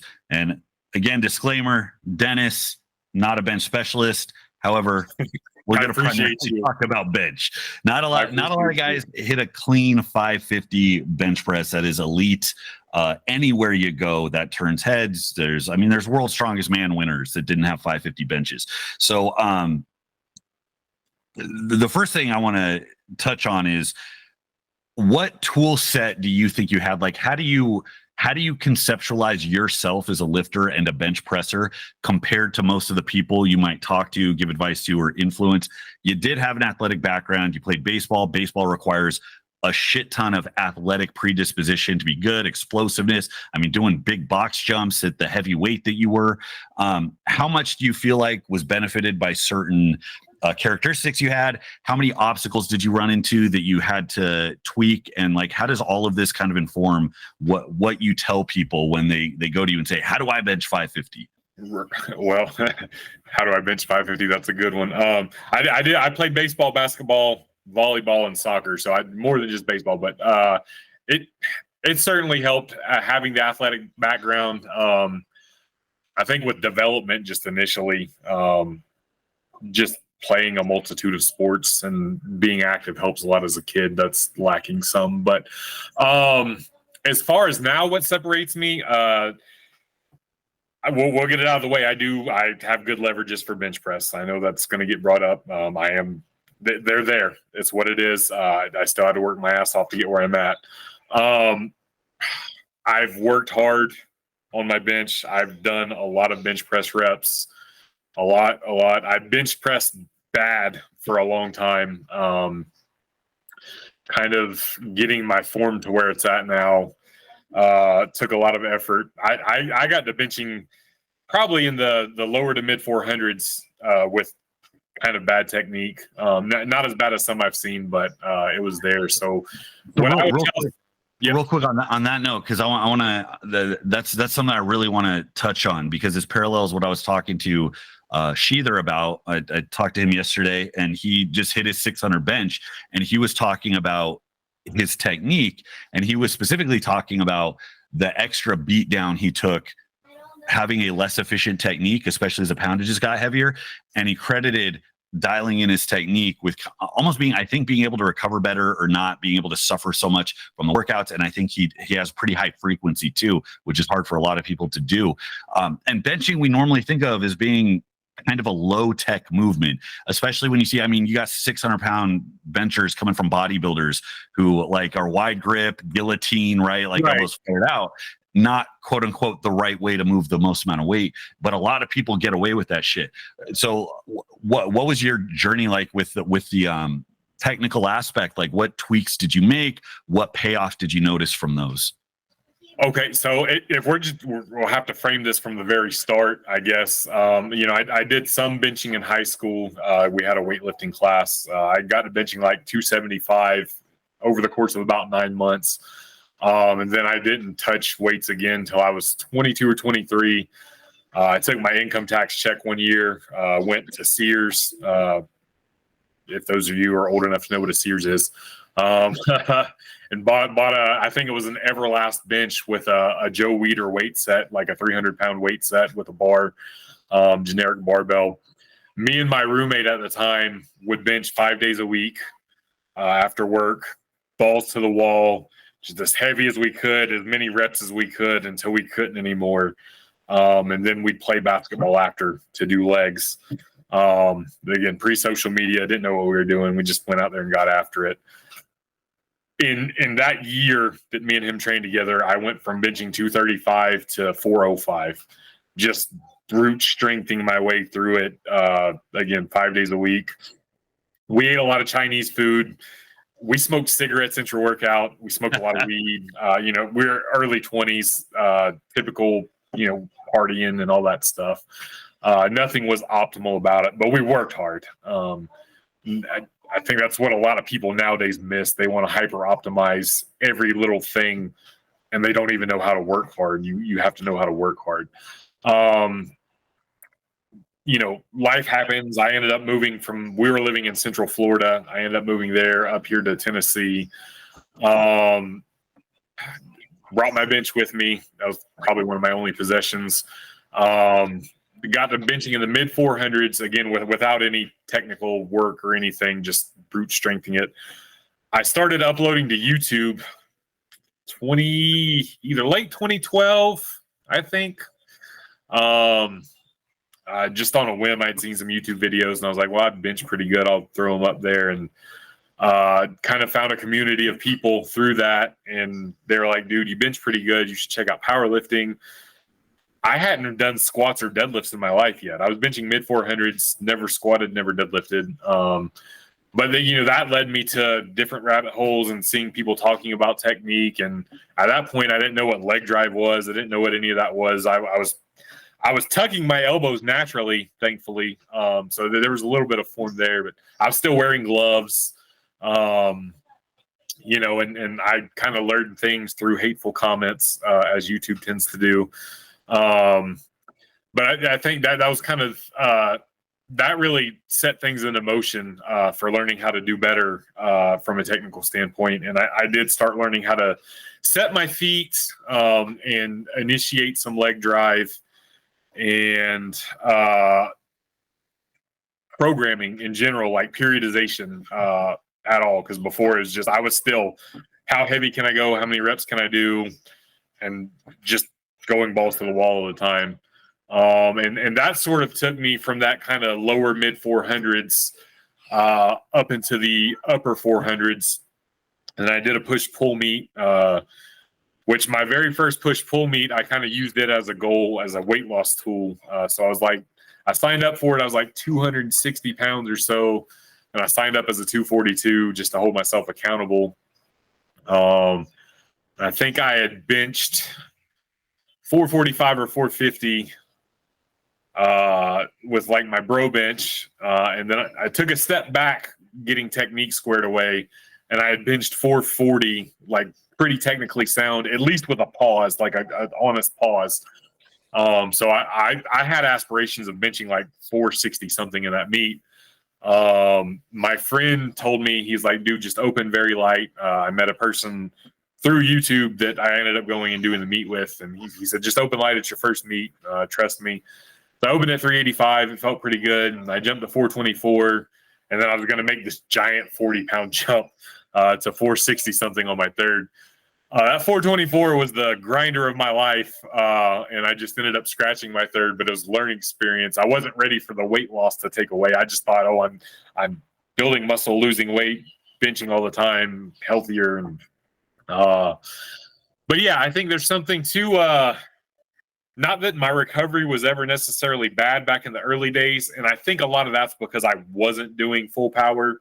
I was just benching. So I could get away with technique, not quite being there and being a little more bro about it. But I think Sam's definitely onto something, doing it quote unquote correctly, kind of greasing that groove, if you will, and having your joints lined up and then putting yourself in good position. Me being naturally built for it certainly helps too, to get away with more of that frequency and recover better. And I think Big Z said, just pressing is easy in general. Like, it's not hard. You just sit there and press. So what were some of the specific changes? Because you said you keep your elbows tucked. That's an important cue for you. Do you feel like you have setup that is kind of peculiar to you, or do you feel like there's just kind of a universal checklist for what a kind of good technical bench is? So for me personally, I get a pretty big arch even when I was a 308. Not quite Sean Noriega levels or somebody like that, but I do almost sort of the gymnast setup where I go way under the bar. I set my feet first, and then I use the bar as leverage to kind of pull myself into that arch. And I'm not quite as flexible as some of the smaller drug-free lifters. So I use the uprights and kind of wedge myself even more. But I'm still using those general things that I think people should use, which is, getting your feet set up really good, whether it be on your toes or flat foot. I prefer flat foot for me personally. I try anybody I coach to get them to do it flat footed. If they're already kind of that advanced intermediate level and they've been doing it on their toes, I'm not going to make them change it, of course. But setting a good arch, getting your head back, your I know the terms kind of become faux pas, but getting your scap retracted. One of the bigger things for me, I used to bench very limp wristed. So my wrist would be really cocked back, and now I'm very much straight up and down. The first time I bench pressed 500 pounds was without wrist wraps. I never used wrist wraps until I sprained my wrist in a Crossfat accident. I missed the box jump and went head over heels. And I wish I had my camera on. The one time I didn't have it on, the good stuff happened. But yeah, just general cues. Benching is technical, but the technical parts of it aren't super hard. Once you practice, it's really the setup and the unrack. After that, if you're in good position, and whether you like to use the term squeeze the bar, bend the bar, or I talked to Jimmy Kolb. He was at a meet I did back in April, and he mentioned viewing it not necessarily not pressing, but viewing a tricep extension, whatever cue you need. But if you can get those general cues, get a nice arch. It doesn't have to be exaggerated, but get your arch set up, get your feet set. I like the squeeze your glutes cue. That generally tightens your whole lower body just by virtue of it. But if you can get somebody to get set up, squeeze their glutes, squeeze the bar, everything else happens. And that's generally how I coach people. And then, individually, like if they have something glaring wrong, then we'll have to address from there.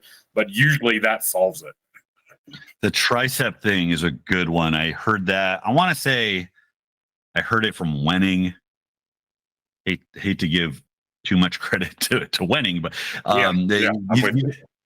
he was a good lifter and he's got some good tips. And but that's I think the first place I heard it, looking at it as an arm exercise or an arm movement, not a kind of pec movement like people think about. And I think when we start out, so many of us, we just focus on pushing, and when you push, it really is a lot of that adduction, not so much that elbow extension. It just happens accidentally. And I think about this a lot when I get into like my glute activation arguments, because I'm not like, oh, hey, your glute just isn't working. It's dead. It's adequate. Like, let's attach electrodes to it and wake it up. But the whole thing about lifting is we're using these complex movement patterns that can go off a lot of different ways. And you can change it immediately just by how you look at it. And I use benching as an example of how I think that happens with squatting or deadlifting or anything else. I mean, you got people that literally don't know how to lock out a deadlift. They just know pull up. They don't know how to push their hips forward or squeeze their ass. So I remember one of the first times I conceptualized it that way. And there is a massive difference between just pushing a bar up away from you and trying to like floss your elbows through, trying to focus on doing that movement first. It's wildly different. And then you feel the triceps engage. And I have the dachshund build. I have the short arms, but I've just applied it to overhead. I don't bench a whole hell of a lot. But that movement, like I have these tiny little triceps, and that movement was like the first time I'm like, oh, that's what they do. Okay. Like I never knew how to facilitate a lockout. Like, oh, that's okay. They're cramping up. Now I feel them contributing. And then it's just the timing. Okay. How quickly do they come online? How efficiently do you transition from the bottom to the lockout? And all that's predicated on that conceptual movement. And then that fits with Kolb, who's like a super equipped lifter with the band shirts and shit. He's doing reps with 1,000 pounds. And being able to handle those insane loads, it's like you have to be the tightest, most efficient movement pattern. And that's absolutely it. Now, I credit this to my build because I am very advantaged for pressing, but benching I had a hell of a problem with, because once I started applying the setups you talked about, and again, this is pre-social media, and it's when equipped lifting was still big. That's what powerlifting was before Raw, came in and attached to CrossFit and made that popular. I started practicing arches, and I got a long torso. I'm pretty bendy, and this would kind of be my stroke, like something to that order of magnitude. And I got strong, and then I moved a lot of weight really quickly. But I noticed over a long period of time, I saw my max go up. Developmentally, I didn't budge at all. And then in strongman, where I needed a lot of that muscularity to come in, like I couldn't pick up stones or sandbags. And when I went back to like other variations or isolation exercise, I was like, oh, I'm very weak actually in these movements. In moving towards this type of specialized setup, do you run into any issues with that? How much do you emphasize accessory variations to take care of that? Or do you find that it wasn't an issue and you can just build the skill and the lift goes up? So yeah, it does hinder development of the muscles, not to a huge degree, in my opinion, but it's not optimal for that. Larson press has been my go-to kind of. I've used it as my main bench movement for entire off seasons before. And I still set up an arch in my Larson press. It's just not nearly as pronounced. So I get more range of motion, and I've even used things like a buffalo bar in conjunction with Larson pressing to kind of get some more of that activation back. In my pecs and in my shoulders and stuff, where that hyper optimized setup, they're still working, of course, but just not going through as deep of a range of motion, not getting as much of a stretch, because that's not what you're looking for. You're looking to maximize the amount of weight moved. Yeah. So I do I'm very much of the old Ed Cohn philosophy. In your off season, you don't have to get really far away from the main movements, but you should probably look at ways to make them harder, give them more range of motion, and things of that nature. So again, for me, it was Larson press and then using some specialty bars in conjunction with that. As far as like isolation accessories, I've always been big on like triceps, and I'm kind of a bro with triceps press downs. I've typically used ropes before. Paris has turned me on to the V-bar. So that's been a pleasant change as of recent. I tried to do JM presses, but they kind of mess with my elbow. So if something hurts, don't do it. So I didn't do it. And then I've been big on face pulls. I think a lot for me, because I was benching very heavy quite often, and moving that amount of load. Even when I was using those self-limiting and longer range of motion things, I was still, with a buffalo bar, Larson pressing like 450 pounds. So using some of these lighter isolations, the face pulls, the triceps press downs, dumbbell hammer curls, just getting some of that bro pump work, hitting muscles that were already working. They just weren't isolated or working to full capacity, and just hammering them home a little bit more helped a lot with recovery and muscle growth and getting blood flow through there and keeping me healthy. The Larson press is a funny one for me, because tracking back to, the good old days when powerlifting was a niche and you could walk into the gym like you were smarter than everybody because you were a legit lifter, and all these other morons are in the weight room at 24-hour fitness, and it looks like a monkey humping a coconut. Right. People trying to figure out how to lift. But I remember, and I think about this a lot when I read like Josh Bryant's stuff or whatever, because it's so funny to see the talent or the performance that comes out of like non-optimal scenarios. But one of the things I think of is all the people at the gym that would be benching with their feet up, right? They'd have their legs crossed, and right. it's a lot of guys that you would probably think of as doing like showing off on the calisthenic stuff, on the pull-up bars, or a lot of what you would think of as showboating, people that would try to do kind of ridiculous things in their workouts to just arbitrarily make it harder. And you walk in, and I remember being like young and turning my nose up and like, don't they know that limits force production and whatever? But it's like there's that serves a purpose, right? Is whether they knew it or not, that it's great. You need to specialize to do the thing, how you're going to do it in contests, and figure out how to do it better than anybody. But you also need to know the limits developmentally that's not going to address, and do other things. And it feels like benching more than anything requires, with a few exception for a few freaks, requires more probably than the other lifts do, as far as like, yeah, benching does a lot, but benching doesn't do all the things you need to do to have a big bench, and being really comfortable doing a lot of stuff.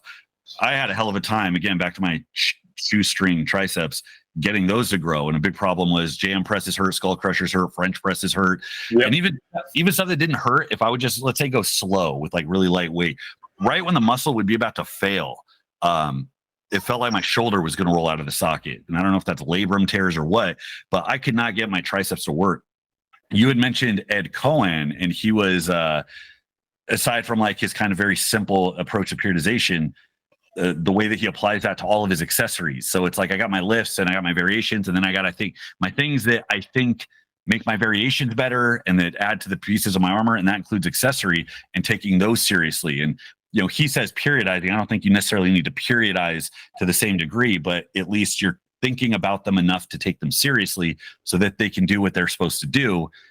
Recently, I just slapped my ass on the stupid little tricep extension machine that they have at the gym, and I'm like, I suck at this. I'm going to work until I can do the stack. And just taking that progressive overload seriously, even if it's not for the main lift, can pay such dividends as long as you find something. And and I think that can't be understated, the value of all that stuff. So on the Ed Cohn note, because we're talking about accessory and attention to small stuff and doing stuff to round you out. You'd mentioned something about the kids these days aren't working hard, and that's something you think needs to change. Again, I take for granted starting out where we did so many decades ago versus people now. It's a different atmosphere, and I feel like optimization wasn't a buzzword 20 years ago. Maybe my brain is still burned by what me and my friends experienced, which was working our balls off and then having just nothing happen. And I end up beating the drum from that perspective. Like, working hard's easy. Any idiot can go in and do what we all do, maxing our bench 5 days a week. But it's like, okay, then you got to think about what comes next. Whereas now it's like you do have so many templates and textbooks and schools of thought, and people can get hung up on what it is that they're doing. With the people you train or what you see in your neck of the woods, talk a little bit about what you see like as kind of a modern problem with people's work ethic, or where you think they need to clean it up. And I don't want to, obviously, this isn't everybody, of course. And again, the internet, you have this side and this side when there's all this in the middle. Sure. But it is, there's so much information out there now, and the paralysis by analysis, and what's his name on Insta? Gosh, I can't think of his name right now. The guy that's always talking about don't do pull-ups, do the iliac pull-downs because they're more optimal. I can't remember his name right now, but there's a lot of that, and there just needs to be this foundation built. I feel like, and I feel like a lot of people are skipping that. And maybe people like you and me did it for too long, just, nose to the grindstone, went hard over and over and over to the point beyond diminishing returns where it maybe almost got to where it was negatively affecting returns. But it was a good life lesson anyway. But they're skipping that initial step of just learning how to work hard. And it's not to say you need to work hard in an unintelligent manner. You can still work hard with good technique for whatever your goals may be: bodybuilding, powerlifting, strongman. But just really getting to put your nose to the grindstone and learning what hard work is. You can't, and I know Dave Tate said this a lot of times, you can't use like RPE or RIR if you don't know what a true 10 is. And a lot of people don't know what a true 10 is. And, you'll see somebody on something like a leg press, and they'll, oh, that was all I had.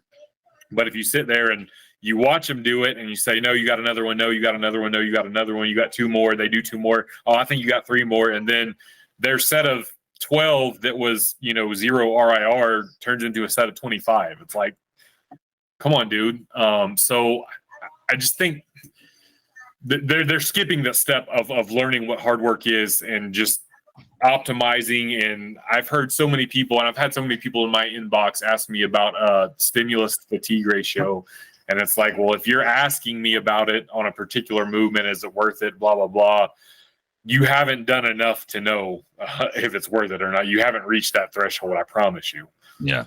Yeah. And with RPE versus like percentage stuff, and there's a debate, whatever, obviously they both have good use cases. Right. Obviously nothing's perfect because it all hinges on the interpretation of the person using it and the limitations they have. Right. And auto-regulation makes so much sense, assuming you're the reliable narrator in that, which very, very few people are. Right. And you would think rating something 1 to 10 or how many reps I had left is one of the easiest things, but it's surprisingly difficult for a lot of people. So there is something to be said, I think, for templates that force people to mold themselves to the program to train and handle weights when they didn't want to. Yes. I massively disagree. Well, not disagree, but like I see problems with like John Bro's style of training, which is like put yourself through the meat grinder. You can handle more than you think you can handle. But I honestly identify with the idea that your body lies to you. Some of my biggest PRs were days where I was like hungover, dehydrated. I'm like, I'm not lifting shit today. Yep. You get some like adrenaline response, or you don't know until you know. Right. But yeah, if you never push the limits, RP and RIR don't mean anything. So there's really nothing fundamentally to auto-regulate. The effort thing is funny too, because it's a skill in and of itself to learn how to grind. And I dealt with this again, the changing landscape. I assumed everybody started dicking around in the gym like I did, doing every movement under the sun, and then reading, generic training materials. And then over time, you kind of find a barbell or specialize or whatever. And at some point that changed. Like when CrossFit came in and became popular, you have newbies starting with a barbell. You have powerlifting, people starting with powerlifting. And I love telling this story because it embarrasses them, but it's out of love. So my wife competed in strongman along with me. And I prepped her for Worlds. We went to Worlds together. And I mean, she got strong considering she didn't start until like after 30. And she was squatting over 300 pounds as, 5'1". Oh, wow. And she had, I think her best deadlift was like a conventional 350 for 5. Like she had gotten strong considering she had no substantial experience. And she would train with one of our good friends, Emily Elliott, who is a very good, one of the most disciplined people I've ever met. Very, very, calculated and structured. She was a city planner, and they would work out together, and I would run their programming and kind of oversee. And Emily started with CrossFit, then went to strongman. So everything was barbell and implement related. And I had programmed in leg presses. It's funny you put in leg presses. Emily was around a 400-pound deadlift as a lightweight female. And I caught them on the leg press. It was something like 3 sets of 12 or 3 sets of 10. And I caught them with the 25s on the leg press, which I've had like 85-year-old, recovering cancer patients with a knee replacement come in. And it's like, if you could walk up a flight of stairs, you could handle 25s on the leg press. But you take for granted what it's like to kind of psychologically attach to these different implements, these different methods of training or machines, different rep ranges. And it really is a skill to be able to lock yourself in and know exactly what that fatigue marker is, not only how to push it to the limit, but how to gauge respective to that limit. And that really can't be understated. So, and it makes sense in today's where people are starting with RPE, and it's like, you got to go monkey fuck some weights for a while before you really know what that is. Absolutely. Yeah. The last thing I want to touch on with bench press, moving on from, kids these days, is, on the topic of rep ranges, like what kind of protocols did you gravitate to? Did you find some to be better or worse over your career? Are there certain types of progressions or splits you like? And how does that kind of inform the advice that you give other people that you handle as far as running their bench progressions? So for me on bench press, I like volume a lot because you can handle a lot of volume, and kind of very much that Ed Cohen style of, working from 10s down to 8s, down to 5s, down to 3s, peaking into, triples, doubles, singles, whatever the case may be. Off seasons, generally higher rep. I think sprinkling in some heavier sets here and there, it's certainly easy to work up to, like a 90% single on bench press isn't going to take a lot out of you at any point in your training before doing some volume work. And I generally, with the people I'm coaching, short of somebody having like some really extremely lengthy arms, I might limit some of the volume and work some different variations in there. But for the most part, I think most people can handle a lot of volume on bench press, and just kind of traditional progressions with bench press. I don't really get too fancy with it. Haven't really seen the need to, bench press to get good at bench press, work some variations with some longer ranges of motion or some disadvantaged positions, and then build the muscles, the bench press muscles, build the triceps, build the shoulders, build the pecs, build the traps. It's really simple. I wish I could say something that sounded smart, but that's not there. Well, when you're in, like, let's say you're in because you have the direction in mind, right? Going from like the standard kind of intensifying 10s, 8s, 6s all the way down. Like, and I remember getting stuck on this when I was younger, because I'd look at a periodization template, I'd be like, oh, this makes sense. Plug and play, do these numbers for these reps. But then doing it, I remember always being like, but this wasn't very hard. Like, I didn't fail on anything, right? I should go heavier. And then that logic leads you to just completely ditch the program. And then you end up just doing what the hell ever. When you're, Right. So when you're in a workout and you're in part of this plan, let's say you are working towards a meet in like 3 months, what do you specifically focus on from like this workout to like the very next one? Or do you focus on just minimum jump you can make? Do you have like specific like rates of progression where like I'm going to increase the RP, but like just organically, kind of how do you feel, or do you just go by how you feel in the day? So the last 2 meets for bench press in particular, I did my bench work first, just straight bench press competition setup. I just went off Prelepin's chart and worked my way from the lower percentages to the heavier percentages.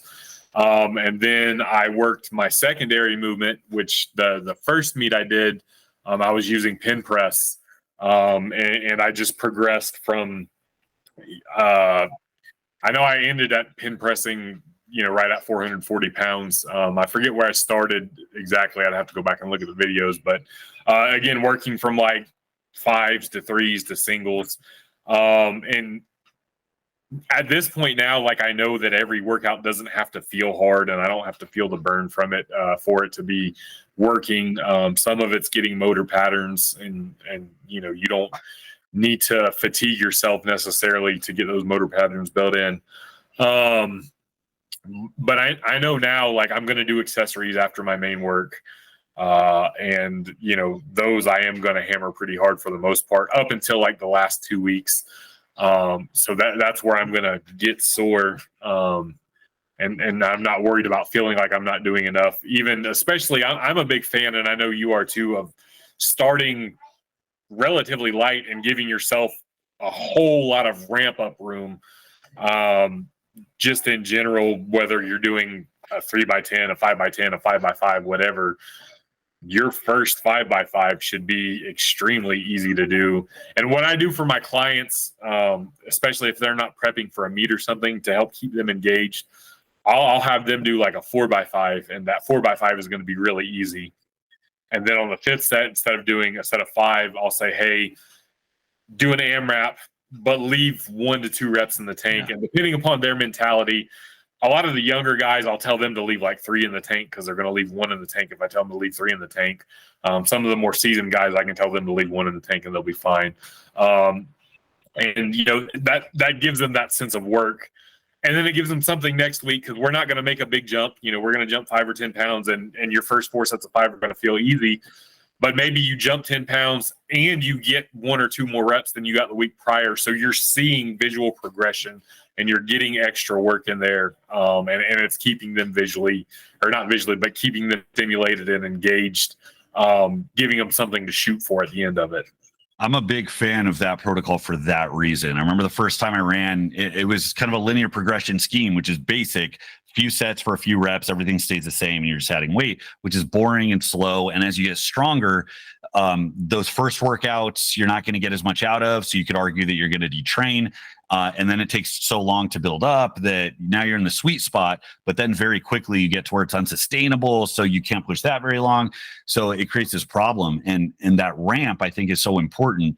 But the plus set really solved the problem of, okay, how do we establish this minimum amount of work you can recover from, and we have room to grow, but you're still engaged psychologically. I think it's huge to be able to chase that rabbit every week without blowing your wad. Like you can chase a rabbit that's not trying to max out every week, right? But then it also has a little stress that you wouldn't have otherwise, and it gives you a lot more room, I think, to kind of fill out that thing. And this is where I get a little like you start spinning your wheels, overheating your brain a little bit, trying to balance these variables. Because on the one hand, in the context of the block, you have to start light enough so you have somewhere to go. But on the other hand, what you do still has to be substantial enough that it does something. Right. And then you have to think, and this is what I always beat into the ground, nothing you do exists in a vacuum. It's always predicated on what you did before. Yep. So as a competitive athlete, it's intuitive to me that when I start a volume phase, I just came off a peak, which means I'm probably kind of strong, I'm recovered, but I'm also detrained for shit. So in easy, 4 or 5x5, or even, God, I remember my knees were so screwed, I couldn't squat for like 6 months. And I went into my nationals prep for Strongman Corp. And it was the 1 year they put in a max deadlift. And I'm like, I've never done this. I'm going to just deadlift. I'm not going to squat. And I went in and I did well. There was a bag toss I did well in. My moving events were on point. I actually felt better for the recovery of not having to squat. My knees felt kind of shitty, but they did all right. And then I hit my all-time deadlift at the time was a 717 is like the last event in a 5-event strongman run. And I was without a suit and without a hitch, which I was proud of, but I cheated my ass off with straps. But I remember coming back, I'm like, I had some time off. Let's try to get back into squats. And I did 135 for 3 sets of 5. No AMRAP, no nothing. And my legs were sore for like 2 weeks. Yeah, man. So like the degree to which you can be strong, but also detrained is kind of crazy. But anyways, that's always what I think of is this ebb and flow of training, because you can start off light, but if it's a different threshold, if it's something you're not adapted to, light can still be plenty to get you to improve between this week and next week, and then filling out that block. And that's why I tend to focus on that more than effort, again, because like, yeah, people need effort, but once you get the effort down, it's like there's all these things you have to keep track of that's difficult. And in reality, you need both. You need to know when to bash your head against a wall and stop getting in your feels because you're having a bad day or you didn't sleep well. But you also need to know how to balance the stress and recovery, especially as you get better and more advanced.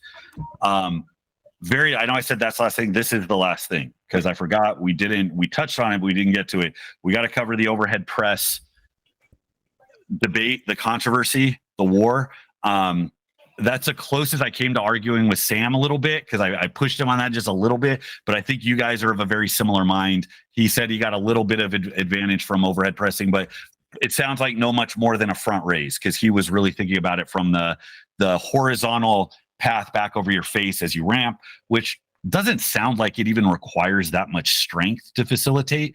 But I know a lot of guys that will like conceptualize like a borderline front raise movement as they bench. Not everybody does. I had always thought of not overhead pressing, but as a proxy for shoulder strength. I experience a ton of compression through my shoulders. Like when you're at the bottom of a dip, that's kind of how I felt it.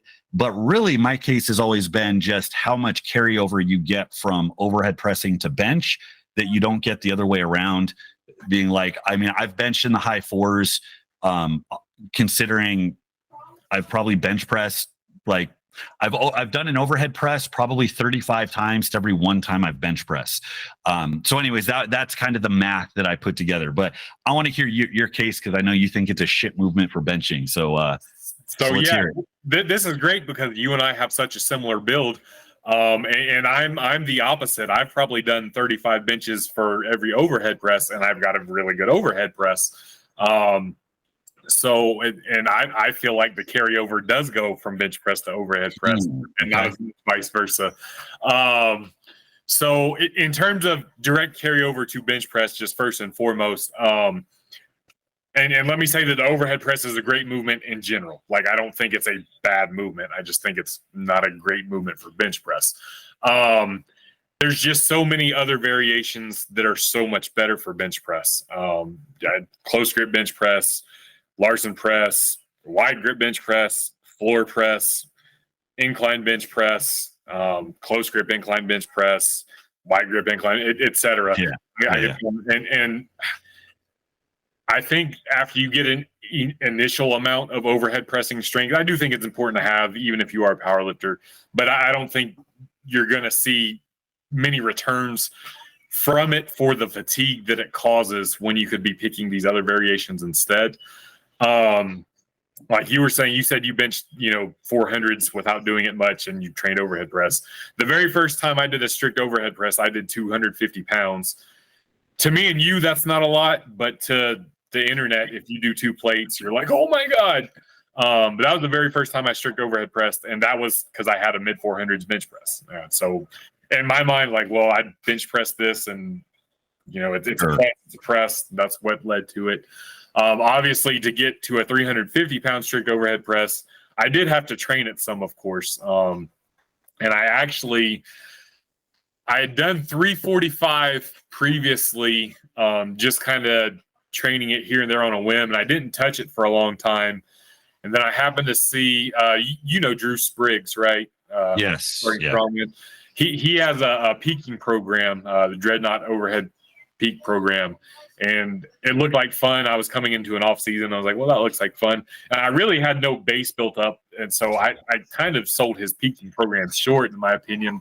I think I left some on the table, but I just went straight into his peaking program into an off season and ended up doing the 350-pound strict overhead press, and that was a nice even number, 350, and I left it alone there. But yeah, I just feel like the bench, the amount of overload that you get in comparison to an overhead press, and them both being pressing movements.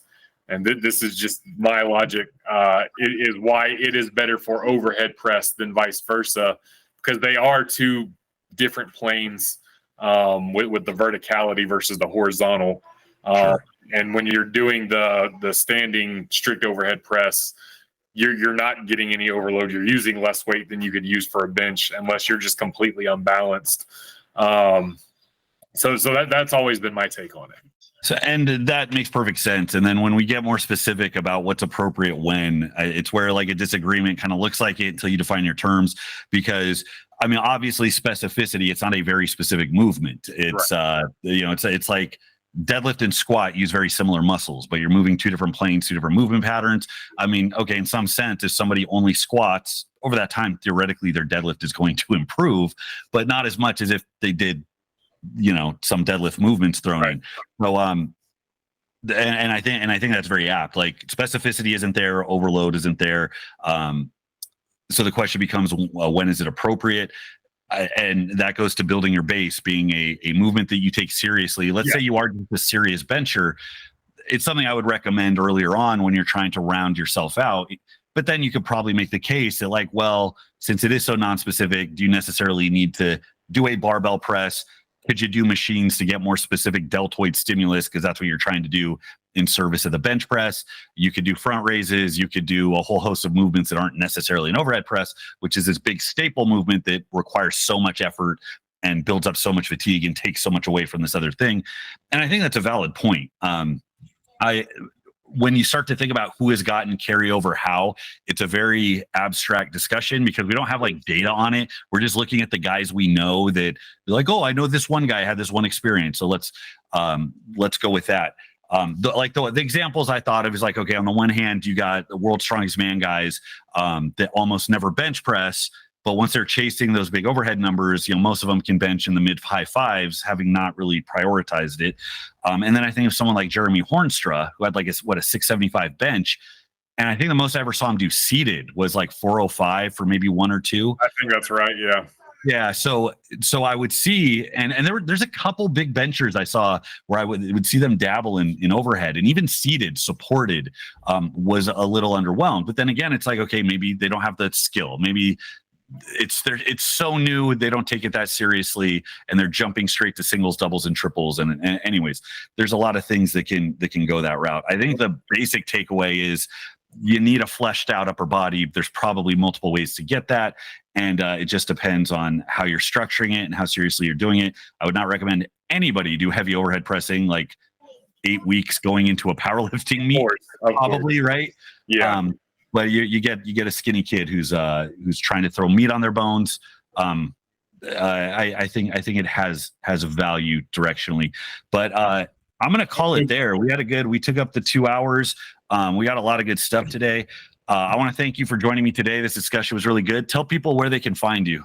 Can I add real quick to that discussion before we absolutely yeah. I had two things. Even as much as I do say overhead press sucks for bench press, because I do think it does.